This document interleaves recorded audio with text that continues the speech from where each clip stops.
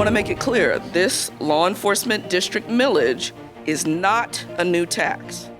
We are fully committed to constitutional compliance and transparency, and this tour today will show you how far we've come. As we move throughout the jail, just look at all the structures that have to function every day. This is primarily the design of all of our housing units. The one exception here is you have slider doors, which are along those tracks there, and it's important that we're able to properly maintenance those sliders. Otherwise, we won't be able to utilize these cells. The millage renewal doesn't fund politics. It funds public safety, maintenance, and compliance with a federal consent decree that ensures constitutional care. You got 24 individual pods. They're all doors that have to be controlled by that central control area. All of them have to be working. Elevators have to work, and all these structures have to be taken care of and maintained. There was a time when the standards set by the federal consent decree seemed far out of reach. Today, I'm proud to say that we're no longer in that place. We're firmly on a path towards substantial compliance, and our progress has been measurable. Upgrades like new locks, cooling units, and security gates aren't optional. They're critical, and they don't come cheap. Once the prints come back, you update the information in the computer, we bring the photo to the booking. It's also very important that this equipment is maintained, updated, and then we have the resources to make sure that it's always functional. This equipment fingerprints individuals, properly identify them. If anybody has a warrant, it lets us know. So this technology here has to be maintained in a manner for public safety, because without this, we don't know who we have. And this helps us notify other agencies that we have people that they may be looking for. All functions from patrol to programming are focused on public safety and service to our community. Agency-wide systems are aligned to maximize transparency, to increase accountability, and to strive for the highest level of performance possible. Behind these walls, the Orleans Parish Sheriff's Office is doing more than housing individuals.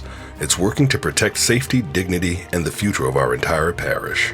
This is our charging system for our tablets. You can see a couple in there.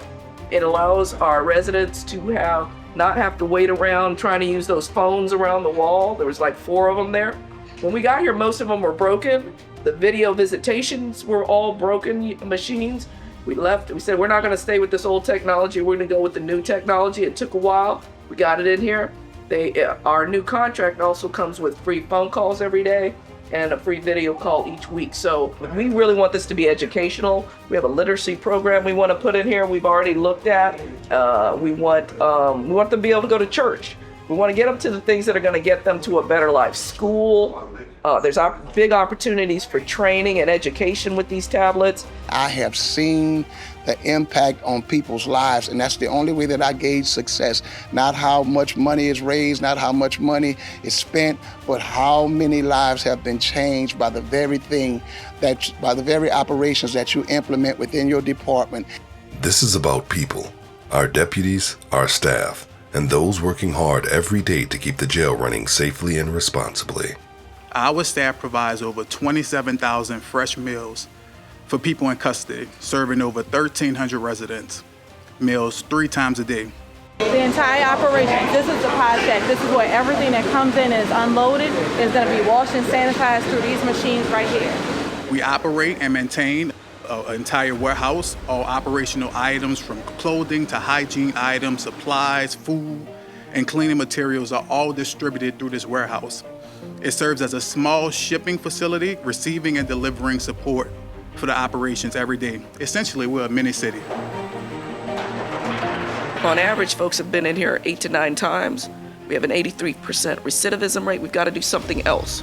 And we want the community to know that true public safety means doing something else.